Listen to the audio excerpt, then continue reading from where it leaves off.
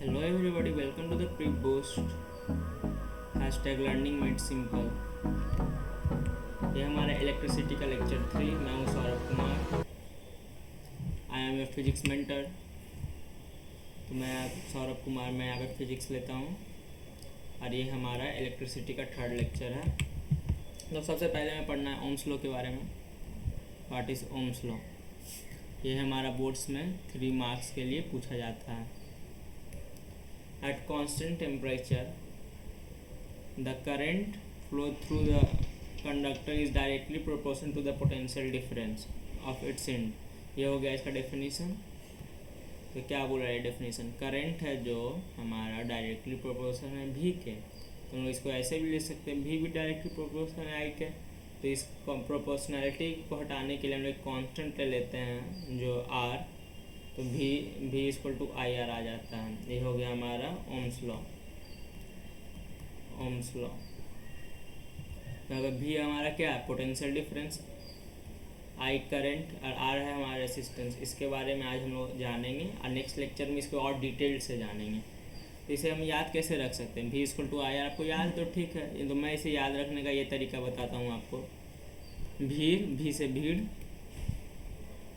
आई से Indian, are से railway.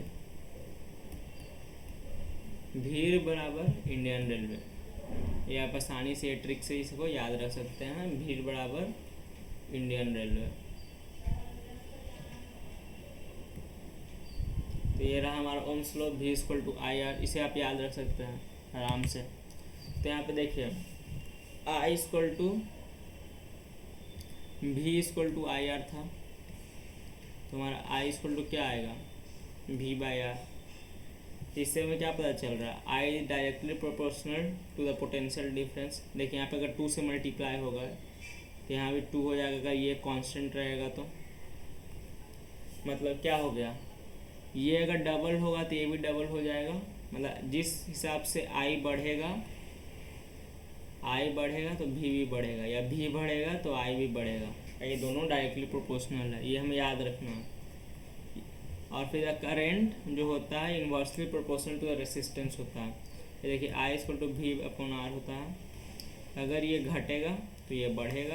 आप ही देखिए 1/, अगर ये यहाँ पे 2 घट गया, यहाँ r/2 हो गया सपोज करिए, तो 2 क्या होगा? ऊपर चला जाएगा, तो आई इक्वल टू 2v हो जाएगा। देखिए तो v बढ़ गया तो आई भी बढ़ जाएगा यहाँ से। ये बहुत आसान चीज़ है, अगर आराम से आप समझ जाइएगा क्वेश्चन कर करके। अगर यहाँ पे r बढ़ गया, I equal to v by R होता है। अगर r सपोज कर डबल हो गया, तो देख रहे हैं 2 अगर डबल हो गया तो 2 से डिवाइड हो गया इक्वेशन को, इसीलिए i घट जाएगा यहाँ पे। तो इसी को मैंने नोट पे लिखा दिया, ये बात यहाँ पे आपको नोट्स में डाल दिया हूँ, आप आराम से लिख लीजिएगा, समझ में आ गया ही होगा आपको। तो रेसिस्टेंस ऑफ ए कंडक्टर, अब रेसिस्टेंस पे आया तो what is resistance of a conductor? It is a property of the conductor. Conductor की प्रॉपर्टी होती है due to which is opposes the current through it. Conductor की प्रॉपर्टी होती है, अगर ये कंडक्टर है तो इसकी ये प्रॉपर्टी है कि ये करंट को अपोज करेगा जाने के लिए। हम लोग के भी अंदर ये प्रॉपर्टी होती है कि कोई भी नया काम या कुछ भी काम करने से हम लोग को मन नहीं करता, या हम लोग रेसिस्ट करते हैं अपने आप को। तो ये कहाँ से आया? ये v equal R equal to v by R, ये हमारा ओम्स लॉ से आया। कैसे आया है? v equal to I R, तो हमारा i इक्वल टू क्या हो गया? v upon I. तो यहाँ से हमारा आ गया है r equal to v upon I. बस हमें ओम्स लॉ याद रखना है और बाकी उसी से सारा डेफिनेशन वो निकाल लेंगे, फार्मूला निकल जाता है। और ओम्स लॉ याद रखने का हम तरीका बता ही दिए हैं, v बराबर इंडियन रेलवे। तो आइए हम रेसिस्टेंस के बारे में आगे जानते हैं। The SI unit of resistance is ohm. हमारा ओम होता है which is donated by the symbol omega. Omega कुछ ऐसे होता है, ये हो गया हमारा ओमेगा। ओमेगा का यही साइन है, उल्ट टोपी बोल सकते हो तुम। रेसिस्टेंस किस पे डिपेंड करता है? देखिए इस टॉपिक पे, इस लाइन है ना, ये लाइन, यही हमारा लेक्चर 4 होने वाला है। इसके डिटेल्ड में इस लाइन के बारे में हम लोग पढ़ेंगे। द रेसिस्ट, ऐसे मैं अभी बता दे रहा हूँ आपको। The resistance of the conductor किस पे डिपेंड करता है? On length, thickness and nature of the material and temperature of the conductor. Resistance हमारा length, thickness, nature of material, conductor पे डिपेंड करता है। ठीक, ये अभी आप नोट्स पे लिख लेना। लेक्चर 4 में यहाँ पर क्लिस्टर एंड क्लियर हो जाएगा कैसे ये होता है। तो अब डेफिनेशन ऑफ 1 ओम क्या होगा देखिए, नॉर्मली पहले मैथमेटिकली समझ लेते हैं। भी इक्वल टू आई आर होता है ओम्स लॉ से। हमारा कहाँ से वो आया? By Ohm's law. भी इक्वल टू आई आर, तो आर क्या हो गया हमारा?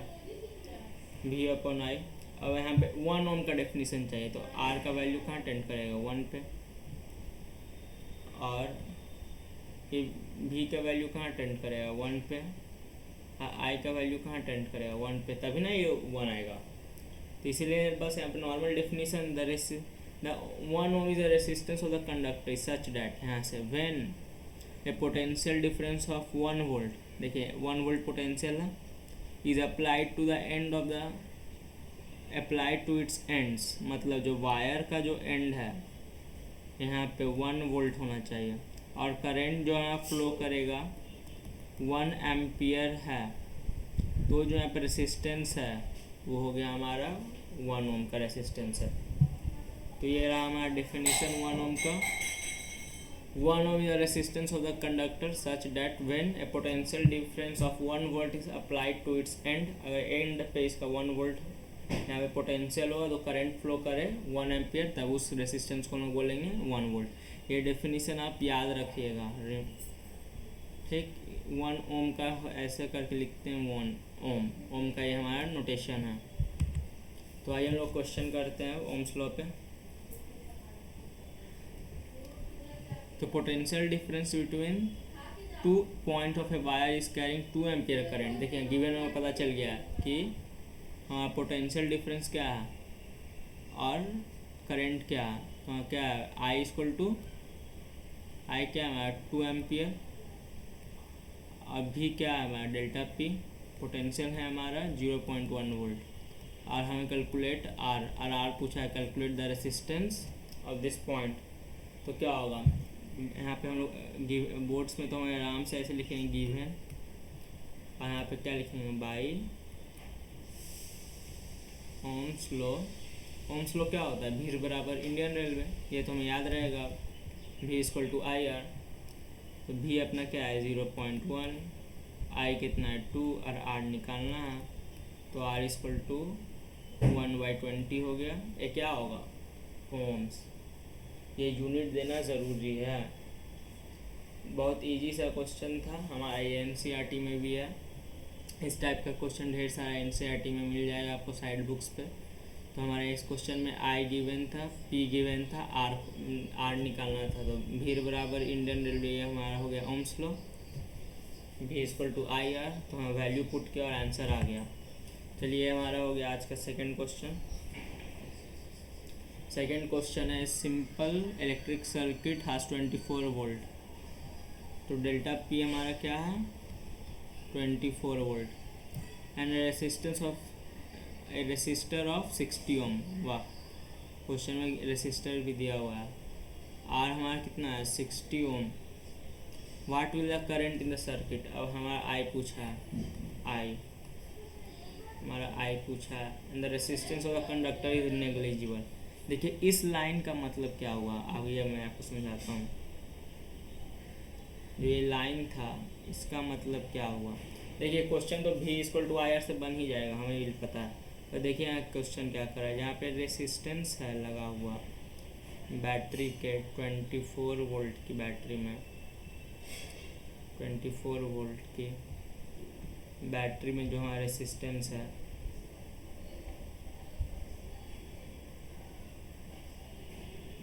24 वोल्ट की बैटरी, जो रेसिस्टेंस जो है हमारा क्या है? 60 ओम का है ये। इसका जो वायर का रेसिस्टेंस है आर, ये नेग्लिजिबल है, इसका आर इक्वल टू 0 है, और यहाँ पे हमें आई पूछ रहा है। तो क्या हो गया? हम आगे यहाँ से लिखेंगे भी equal to I R Ohm's law से। तो आई क्या हो गया हमारा? भी बाई आर। तो यहाँ भी का वैल्यू कितना? 24, और इसका है 60। तो आई इक्वल टू कितना हो गया? ये हमारा 6 से जाएगा 4/10 एम्पियर। ये हो गया इस क्वेश्चन। देखिए इस क्वेश्चन बहुत ही आसान था, जहाँ पी हमारा गिवन था और आर भी गिवन था, तो भी इक्वल टू आई आर लगा। ये पी क्या हो गया, पोटेंशियल हो गया वोल्ट में, इसको वी से हम डिनोट भी करते हैं। तो I equal to V by R, दोनों का वैल्यू गिवन था, ये हो गया हमारा आंसर। देखिए ये एक अच्छा क्वेश्चन है, खुद से ज़रूर ट्राई करिएगा इसको, स्क्रीनशॉट लेके या पॉज करके वीडियो को खुद से आप ट्राई कीजिए। तो चलिए अब हम लोग अगर आपने ट्राई किया हो तो बहुत अच्छी बात है, आप ज़रूर सीख जाइएगा। अब आइए हम लोग इसको सॉल्व करते हैं। यहाँ पे क्या बोल रहा है, एक आयरन है and electric iron drawn a current of I कितना है। हम पहले केसेस बना लेते हैं इस क्वेश्चन में, तो हमें आसानी से समझ में आएगा।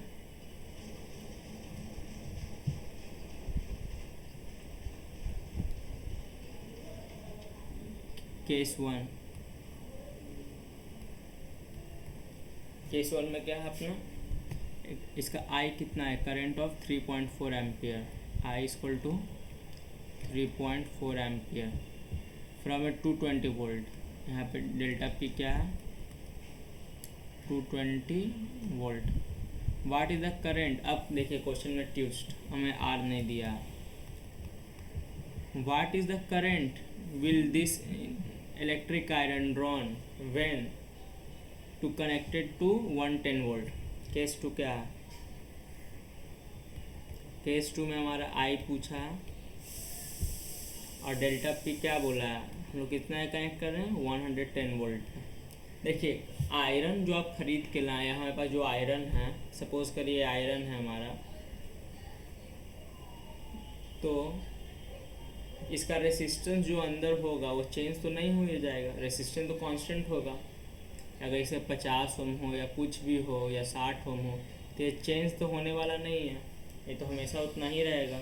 ऐसा थोड़ी है अभी, एक मिनट सॉरी, ऐसा थोड़ी है कि अभी कुछ हो जाएगा बाद में कुछ और हो जाए, तो रेसिस्टेंस तो हमारा कांस्टेंट ही रहेगा हमेशा।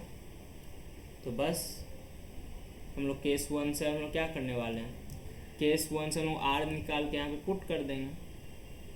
ये हमारा केस 2 है, तो कैसे निकालेंगे, अपना ओम्स लॉ से, भी बराबर इंडियन रेलवे या भी इक्वल टू आई आर। तो हमारा डेल्टा पी 220 है, आई 3.4 है, आर निकालना है, तो आर कितना हो गया हमारा 220/3.4 ओम। यहाँ से क्वेश्चन में हमें अब क्या निकालना है, यहाँ पे आई, तो हम लोग आई तो आराम से निकाल लेंगे, क्योंकि भी इक्वल टू आई आर होता है। तो भी कितना है 110, और आई हमें निकालना है, और आर का वैल्यू कितना है हमारे यहाँ से, ये आर हम लोग यहाँ पुट कर देंगे 220.3.4। तो हमारा यहाँ से अब हम लोग इधर सॉल्व करते हैं इसको, तो आई इक्वल टू क्या होगा 110 इंटू 3.4 इंटू 220, एक ज़ीरो से एक ज़ीरो कटा, ये 2 बार में, ये 1.47। तो आई इक्वल क्या हो गया हमारा 1.7 एम्पियर। ये लिखना ज़रूरी है, नहीं तो हमारे यूनिट्स में मार्क कटेंगे। तो देखिए इस क्वेश्चन में वापस आपको समझाता हूँ, एक मिनट। अब देखिएगा यहाँ पे क्या गिवन था, इलेक्ट्रिक सर्किट है जो 3.4 एम्पियर करंट ले रहा है, केस 1 वाला या, और 220 वोल्ट पे। देखिए वोल्टेज यहाँ पे 220 वोल्ट है। आर हम निकाल लेते हैं, यहाँ पे हमने आर निकाल लिया इसका, ये देखिए। अब केस 2 क्या बोला, what current will the electric iron drawn, कितना करंट ड्रॉन करेगा when is connected to 110 volt. तो हमें करंट पूछा, कितना ही कनेक्ट हुआ, देखिए यहाँ पे 110 वोल्ट पे। आराम से देखिए एकदम आसान है, देखते जाइएगा सीख जाइएगा। देखिए आर हम यहाँ पे निकाल चुके थे, आर हम लोग यहाँ पे निकाल लिए थे, तो हम भी इक्वल टू आई आर लगा दिए। ये कहाँ से लग रहा है ये सब चीज़, बाई ओम्स लॉ।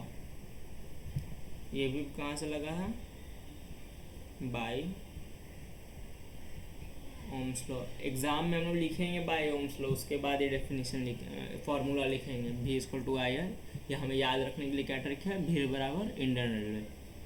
तो आई भी का वैल्यू में पुट कर दिए, आई निकालना था, आर हम लोग केस 1 से निकाले थे वो डाल दिए, कैलकुलेट कर दिए, अपना आई का आंसर आ गया है। लास्ट में एम्पियर लगाना हम लोग नहीं भूलेंगे। तो अब आ गया हमारा एक मल्टीपल चॉइस क्वेश्चन जो हमारे बोर्ड्स में आते ही हैं अब, या मल्टीपल चॉइस टाइप करके आ जाते हैं। तो चलिए इस क्वेश्चन को लोग टैकल करते हैं। एक क्वेश्चन मार्क क्या है,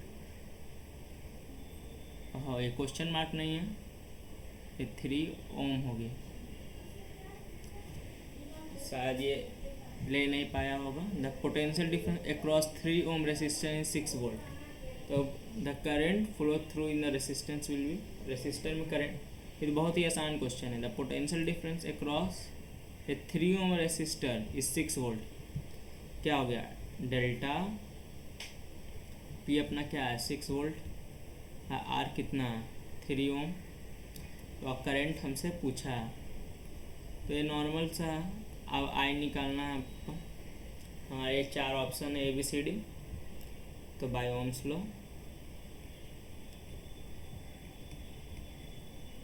क्या होता है, भीड़ बराबर इंडियन रेलवे। देखिए मैं बार बार बोल रहा हूँ कि जिससे आपको याद हो जाए, या V equal to I are.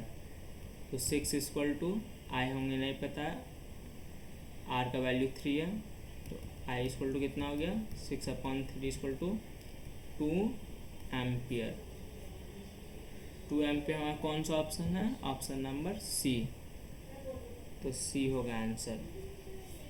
बहुत ही आसान क्वेश्चन था ये। The potential across 3 ohm resistance is 6 volt, delta P given था, डेल्टा R गिवन था, या R आई निकालना था, ओम्स लॉ से निकाल दिए। तो आइए हम लोग ग्राफ के बारे में सीखते हैं। The graph between V and I। देखिए हम लोग पीछे क्या पढ़ के आए, यहाँ पर the current is directly proportional to the potential difference. तो चलिए हम लोग यहाँ पे आते हैं, अब उसी चीज़ को यूज़ करते हैं। As we know that V is directly proportional to I, है ना। तो अगर V का वैल्यू 2 टाइम बढ़ेगा तो I का वैल्यू 2 टाइम बढ़ेगा, अगर V का वैल्यू 3 टाइम गिरेगा तो I का भी वैल्यू 3 टाइम गिरेगा। इसका मतलब क्या हुआ, अब इस चीज़ को मैं बोल रहा हूँ, ये ऐसे लिखा जाता है मैथमेटिकली, अगर V इंक्रीज़ करेगा तो I भी हमारा इंक्रीज़ करेगा, अगर V हमारा यहाँ पे डिक्रीज़ करेगा तो I भी हमारा डिक्रीज़ करेगा। तो देखिए ग्राफ V और I के बीच में ग्राफ बनेगा तो क्या होगा, देखिए हमारा ये ग्राफ बना रहे हैं,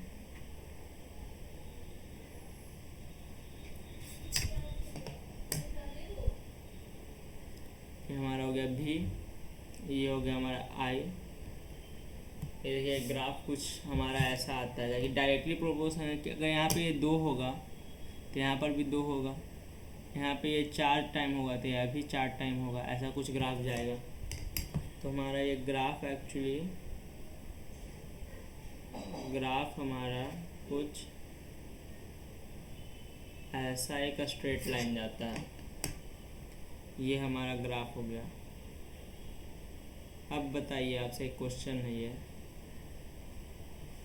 ये ग्राफ हमें क्या दे रहा है, ग्राफ का वैल्यू कैसे निकालते हैं हम लोग। भी देखिए यहाँ पे ये क्या दिया, सपोज करिए अगर यहाँ का वैल्यू हमारा, एक मिनट ऊपर वाला लाइन को मैं इरेज कर देता हूँ। अब बताइए अगर यहाँ का वैल्यू यहाँ पे 4 है और यहाँ का वैल्यू 2 है, यहाँ पे 2 क्या होगा एम्पियर होगा, यहाँ पे 4 क्या होगा वोल्ट होगा। तो इस पॉइंट में क्या हमें बता रहा है, ये पॉइंट क्या बता रहा है हमें, तो हम लोग क्या करेंगे इसका स्लोप ले लेंगे V/I।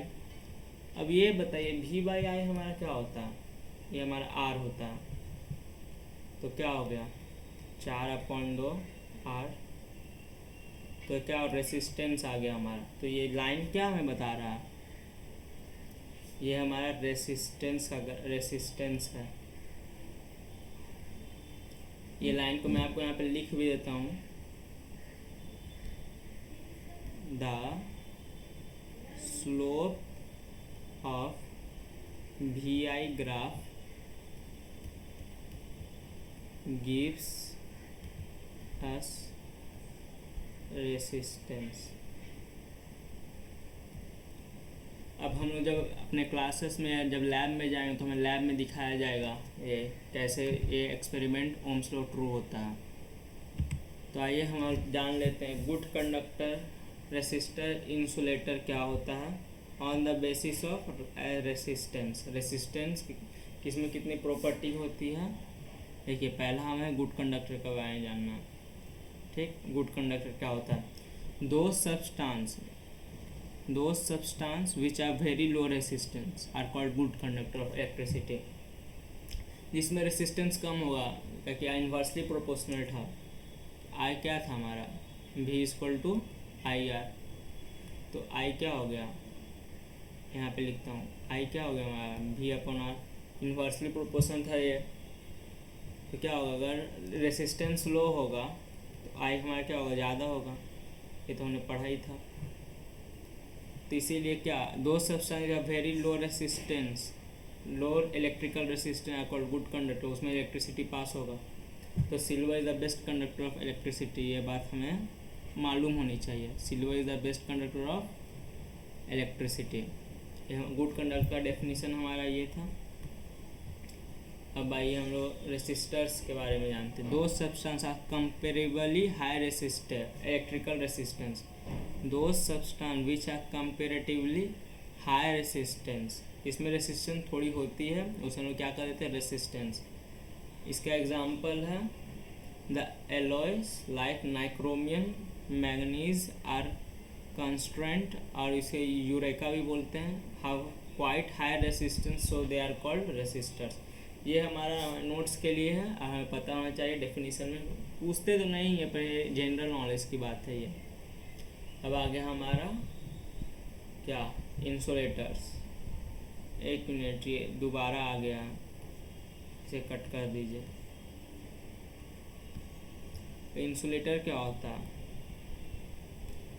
दोस सब्सटेंस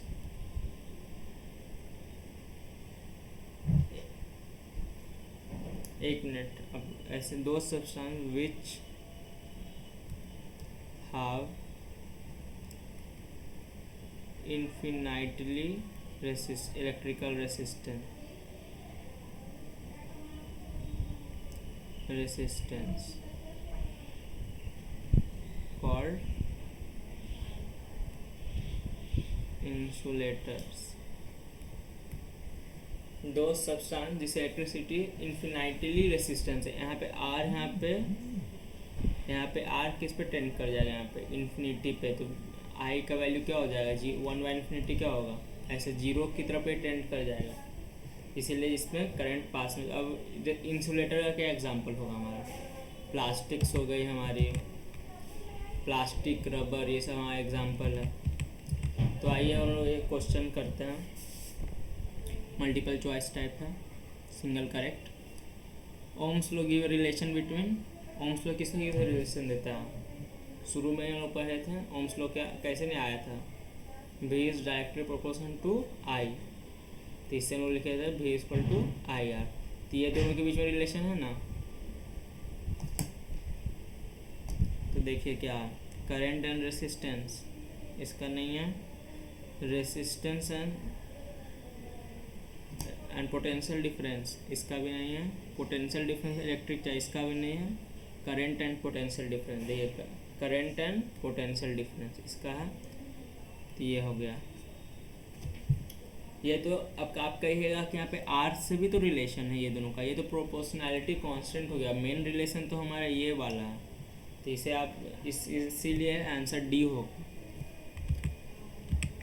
तो ये हमारा ये आखिरी क्वेश्चन जो आज हम करके ही जाएंगे। नो होमवर्क फॉर टुडे, खुश हो जाओ।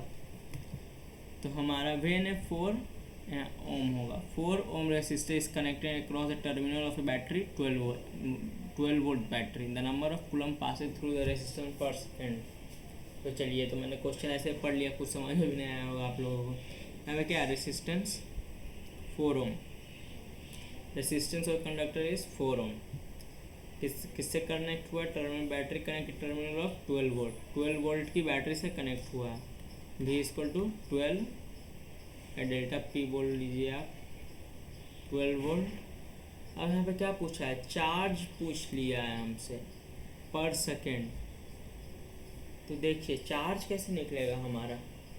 पहले तो चार्ज के लिए हम लोग क्या पढ़े हैं, हम लोग पिछले लेक्चर में, लेक्चर 2 में पढ़ के आए थे चार्ज के लिए, पर फिर भी मैं यहाँ पे आपको शॉर्ट डिस्क्रिप्शन दे देता हूँ चार्ज कैसे होगा।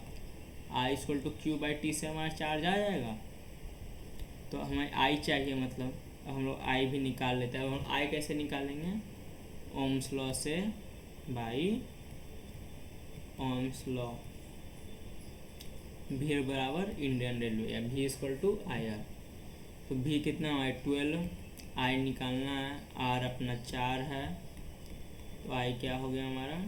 3 एम्पियर। ये इधर से जाकर डिवाइड हो गया। अब देखिए चार्ज पूछा है, find the number of coulomb passing through resistance पर सेकेंड।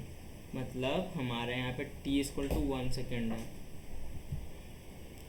तो हमारा क्या हो गया? अब I equal to Q upon T होता है।